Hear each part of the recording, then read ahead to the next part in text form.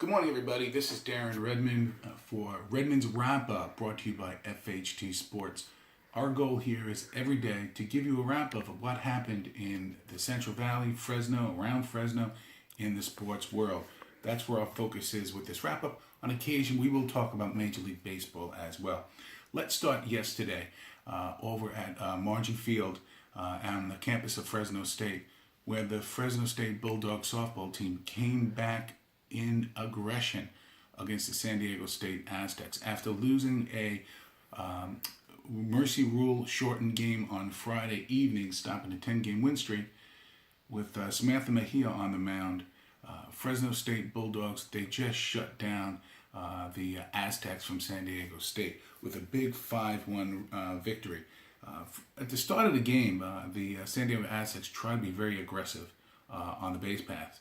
And they tried to steal third base where the third baseman was playing in, and Galvin just threw a dart to third base, and it was picked up by Castellone, who made a beautiful tag while sliding. She was actually sliding away from the trajectory of the ball, caught the ball, put down the tag. Yeah, I used to coach Division I softball. It was just a beautiful play to watch and see.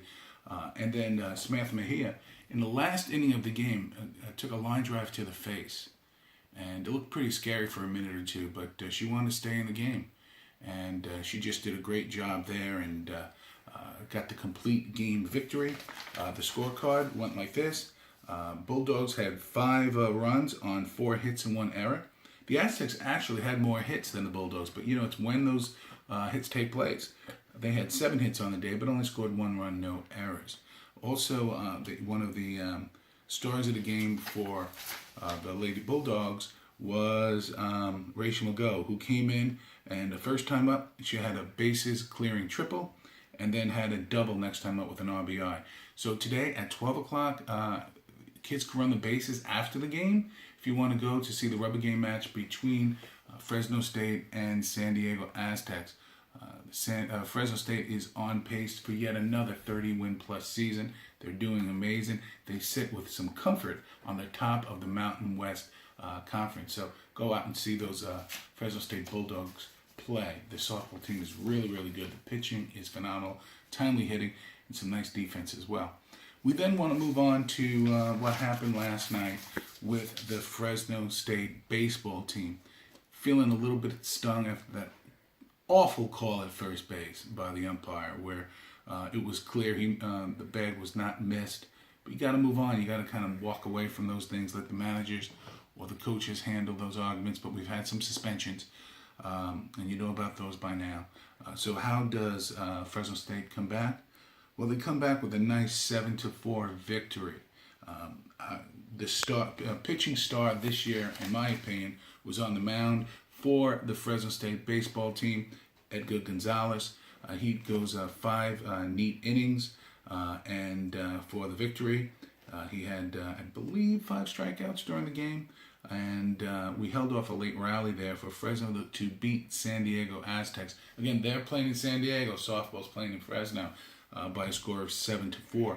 The line on that game, Fresno State, 7 runs, 13 hits, 2 errors on the day, where San Diego State had 4 runs, 5 hits, and 1 error. One has to focus on the job that Carter Binns did yesterday with 2 doubles and a couple of runs scored. So it was just a great day all around for Fresno State baseball. They're in action again today.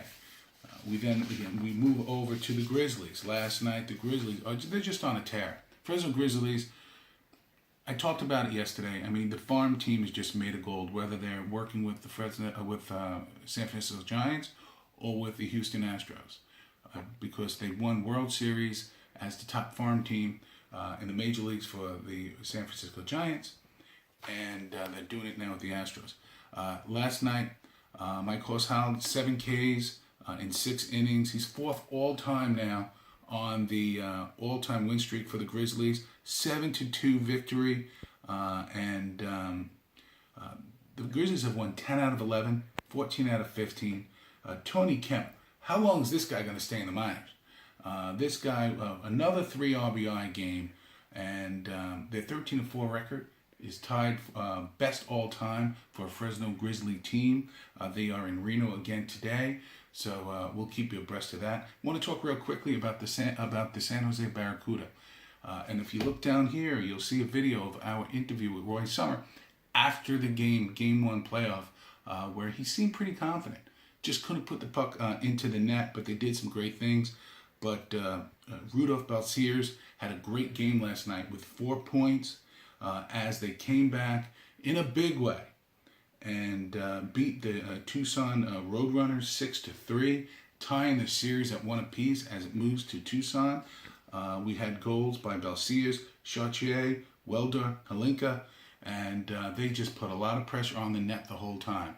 And I think that's going to be the key to the series. Don't be surprised if Game 3 goes to the San Jose Barracuda. What they're looking to do is very simple: puck control and go hard to the net. And that's what you saw last night. Balsiers was the star of the game.